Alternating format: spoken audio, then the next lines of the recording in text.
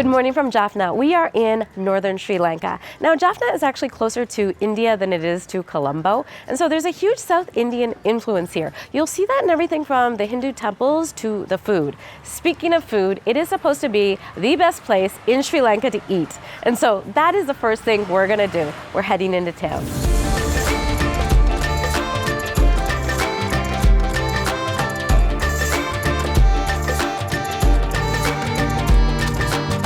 So you may notice that my voice sounds a little bit weird. New country, new head cold. Just seems like I get one everywhere we go, and I didn't get one in Colombo, but I've got one this morning. We're staying just outside the city at a really nice place called De Villa.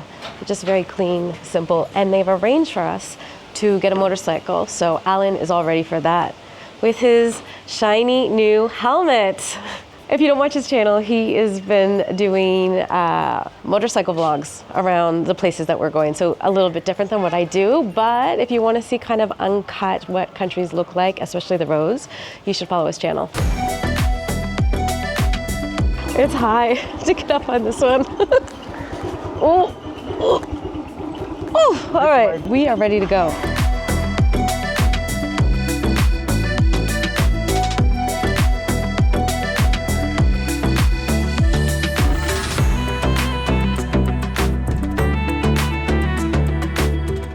To the Jaffna market first, thinking that it was like a building type market where there would be shops and then also places to eat. But it looks like actually the same as Petta market. It's a neighborhood that has a lot of different vendors, produce, selling pretty much everything that you could need. But it's not exactly the place where I thought it would see like a food court style place for us to eat. So I think we're gonna try to find a restaurant for lunch.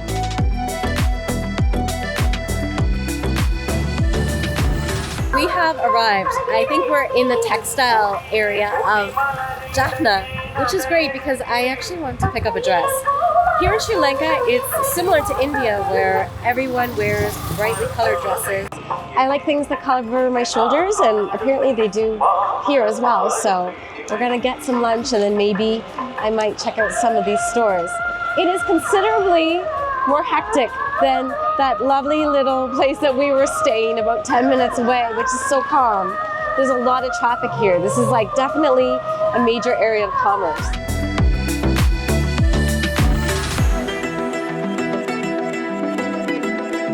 So we're here at the Malayan Cafe. This place is no secret. A lot of people come here, a lot of tourists come here, and right now it's all locals. When we got here, so busy, but I think the rush hour for lunch is starting to taper off a little bit because people are leaving. It's a little bit more easy breezy. We didn't know how to order, but someone came over and just said, just sit, and they will be over. So I guess we will have a server take our order. So if you want to get a heartier meal, you come out here and you can get rice and curry, which looked good, but we're just a little bit worried about eating something heavy to begin with. And so we just wanted to start light for the day. So as you can see in the back, rice and curry. And then here is just everyone having just lighter meals. One of the things that we were looking forward to most, especially knowing we're coming to North Sri Lanka, was we would get some chai, also known as milk tea here. So they don't call it chai, but I think everybody knows what you mean if you say chai. Did you order chai or milk tea? Chai. So Alan said chai. They knew exactly what he wanted. I said milk tea. Mine is without sugar. His is with. It's so hot. They put it in this because I think they know you just can't pick it up. Oh, mine doesn't have any sugar. I don't know if that's true. It is so full of flavor. It's really good. Just spicy. It's just this combination of spices. Now, I will give you a little tip, and I might have said it. You don't say chai tea, because chai actually means tea. So if you say, can I have a chai tea, you're saying, can I have tea? Here, you don't say chai tea, or you don't say chai, you say milk tea. Whatever you say, I think you're gonna get this. It's hot out, but still, this hot tea is so good. One of the things you'll notice is almost everything, if you go to a local place, is served on this banana leaf. So multifunctional, you don't have to clean it afterwards, biodegradable. It is the original biodegradable plate. Alan got some simple roti or paratha, and they asked us if we wanted avada. I just think in Sri Lanka, you should never say no, especially to food. Avada is basically like a savory fried donut. I don't love sweet donuts, but these things so good. Oh, we've got more sauces coming.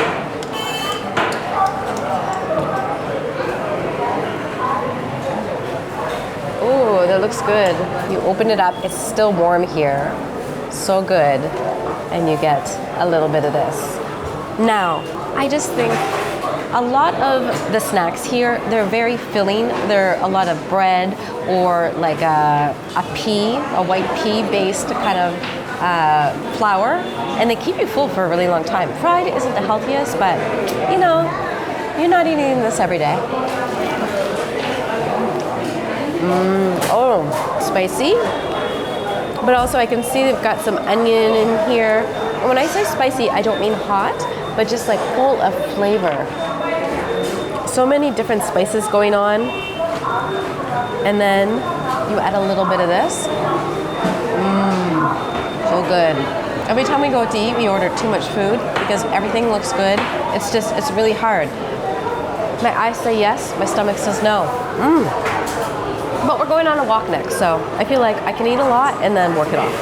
All right, so the masala dosa was sold out by the time that I ordered it, but they had the regular dosa, and the nice thing is when you get the dosa or you get the paratha, you get it with dal. Dal here is like so good. It's lentils. Now the regular dosa is basically like I would call it like a South Indian crepe, similar to that, except it's made from fermented gram and rice. So you can see all of these bubbles. It's nice, light, airy. I'm gonna mix it with some of this dal. The dal is so rich in flavor. I was really worried coming to Jaffna that everything would be too spicy because I know they like it hot up here. But all I'm tasting is flavor. Maybe it's my head cold, but I'm not tasting this like intense heat. In Colombo, I had some things where I had one bite and thought, I can't eat any more of this. But so far, I'm gonna eat all of this. All right, so we just found out that this white chutney that we really like, and we've had so many times, and we didn't know what it was.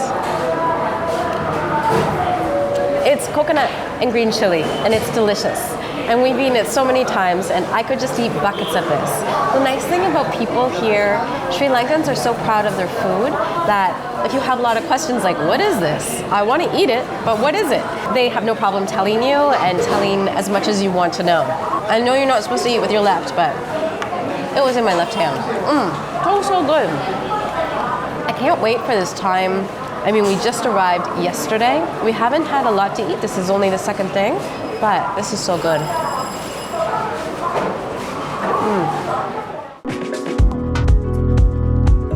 All right, all of that.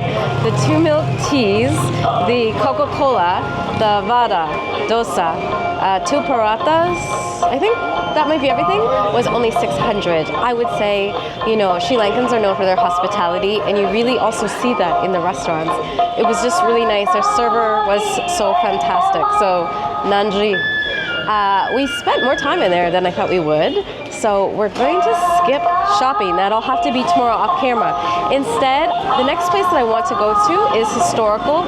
It's a very sad site, but also one that's very important in history here.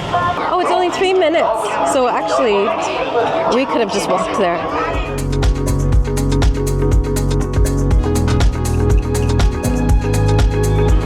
Not great lighting, but I did want to talk about driving here.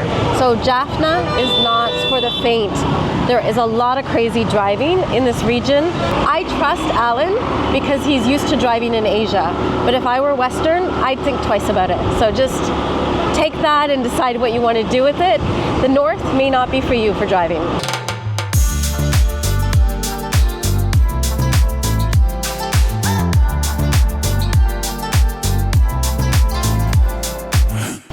It is windy. But you know what? It's warm out, so I'm really enjoying this. We just visited the Jaffna Library. As we drove in, the guard warned us we couldn't actually film inside, but I just want to tell you, if you are a library lover, it smells like books and old wood. It is amazing. It's also very important to the history of Sri Lanka as a whole, not just Northern Sri Lanka. So it was built in 1933, and over time, it was one of the largest libraries in all of Asia. Had many Tamil and Sinhala text manuscripts, palm leaf scripture, so many important things in history. And unfortunately, in 1981, during a 3-month anti-Tamil pogrom, it was actually burnt to the ground by the police, and they say government-sponsored paramilitia, according to Wikipedia, not me. But they lost so much of their history. They recovered some, but not all. And so it reopened in 2021 today.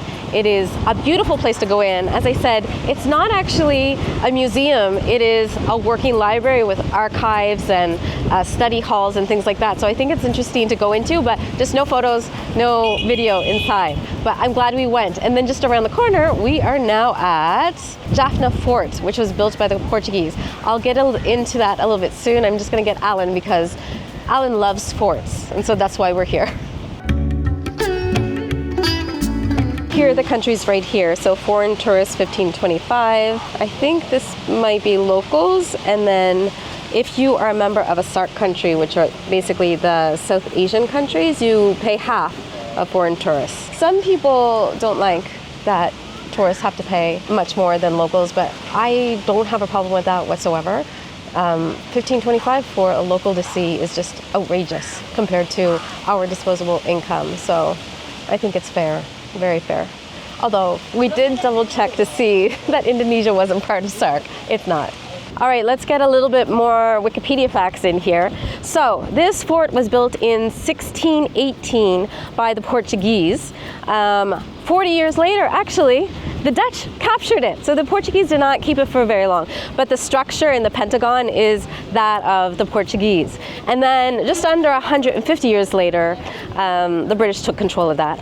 But that was not the end of the struggle here. So, if you don't know, there were decades upon decades of a civil war here in Sri Lanka. And to be honest, if you read a little bit more, as I've been doing, it was really caused because of colonization and pitting local Tamils and Sinhalese against each other, and the inequity between the two. So really, really interesting. I am reading a book right now called The Seasons of Trouble. So good. I'll put a little cover of it for you, but really interesting from the Tamil perspective, which is where we are here in Jaffna. So during the Civil War, the fort took different possessions. So for a while, the LTTE, or the Tamil Tigers, they had possession of it, and then the Sinhalese government.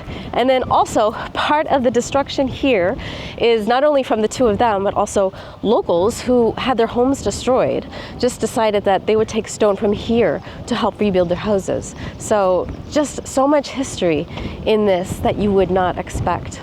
But we're gonna go check it out because Alan loves forts. I like story. I like the old structure. It's to remind us how the historic going before us all world in this world. Yeah. So Alan actually makes a really good point here, is that it reminds you of what happened before we came. And one of the things I think is just really beautiful here is, you know, it wasn't that long ago that Sri Lanka was in a civil war, and now it's not perfect today. And so I would never want to say everything's fine, everyone's happy, but the fact that they were able to come out of that, and really the goal in Sri Lanka is for unity and to appreciate the diversity of the different cultures here. Because Sinhalese and Tamil are not the only two. You also have Muslims, a lot of Muslims that we saw in Colombo, so that was great. And then you also have Chinese, you have the Burghers, who are descendants of the Dutch and locals. So they have usually a parent of each. And then I think also some Chinese and other cultures. Anyway, let's go check this out.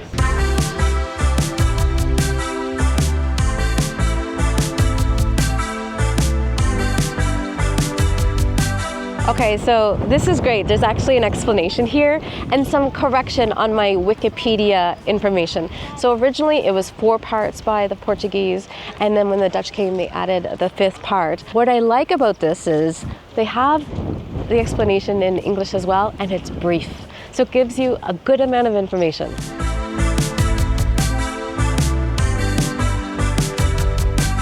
See, this is the pond that you can go to. It's 45 minutes away, but here, right now, it's peak heat in the afternoon. So you see locals are hiding behind the tree. It's very breezy, which is fantastic, but I think also the breeze takes away the fact that you're probably burning. So if you're gonna come here like us in the afternoon, only come for a little bit and try to stay in the shade as much as possible. You can actually walk up top too. Also, we know from our time in the Philippines, we can recognize all of these stones, which you can see are made from coral, by all of the patterns here. Which makes sense because we are right by the sea.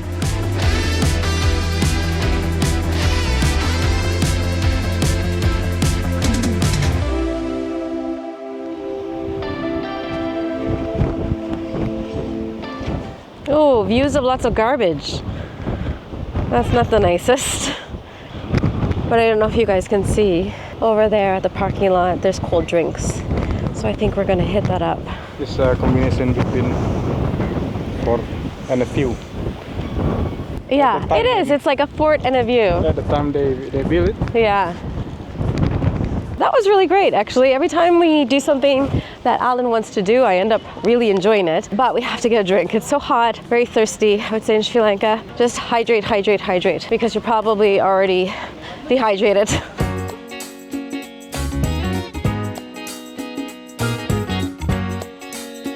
We made it to the beach. I'm going to butcher this name because I meant to ask someone how to pronounce it and I did not. This is the most popular beach for locals. It cost us $500 each to get in, plus $100 for parking. There are lots of facilities here. You've got lots of vendors, food, snacks. Alan might need a coconut. No alcohol or smoking on the beach. So getting here wasn't actually that easy. Google Maps started out great, and then at the very end, instead of saying just to go straight down to the beach, which is very easy, it tells you to turn right and then to turn left down Beach Road, and that's not the beach. I mean, there is a beach there, but that's not this beach. And then so we thought we would also go down a little dirt road that we found because we knew we could hear the music, we could hear the people, we just didn't know where the road was. That didn't work either, but finally we retraced our steps and we found it. And we've got some Sri Lanka coconut. I forgot my metal straw today. It is so sweet. Now Alan said, I think you also have this yellow coconut they also have it in Sumatra. So I thought this was only a Sri Lankan coconut, but maybe it was originally Sri Lankan and then also went to Sumatra because both countries were colonized by the Portuguese at one time. The Dutch at one time. So a lot of fruit went from country to country, from Latin America to Asia and vice versa because of colonization. And this is definitely something I would want to bring home. Small, but so sweet. This was $150. I don't know if that's a good deal or not, but right now it's definitely worth it.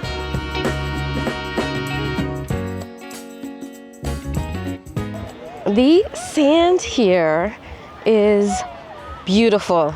It is so soft. It's just super fine sand.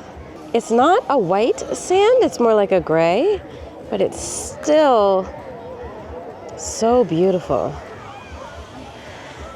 You can see that the fishermen are starting to come in for the day, and then everybody's just out enjoying the late afternoon. So I had actually heard that this was not one of the most beautiful beaches around, that there are lots of beautiful white sand, turquoise water beaches that you can find in this area that no one is on. But that is great. I do love being on a beach and having it to yourself, but I also really wanted to know what it was like where do locals go, what do they do, what is their life like? For me, that's more interesting, and also because I get to go to beaches all the time. So It's far more interesting for me to see, and some of my favorite moments have always been experiencing the beach with locals, just seeing how they live. And so here you can see people are so excited, and as I expected, women are very moderately dressed. Actually, people are going in their clothes.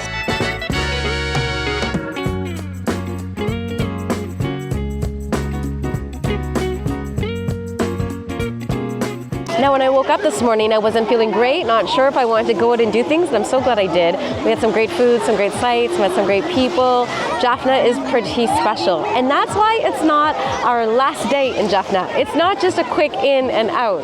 We are going to spend tomorrow exploring Sri Lankan food in Jaffna because, as I said, it's supposed to be a food capital, some of the best in the country.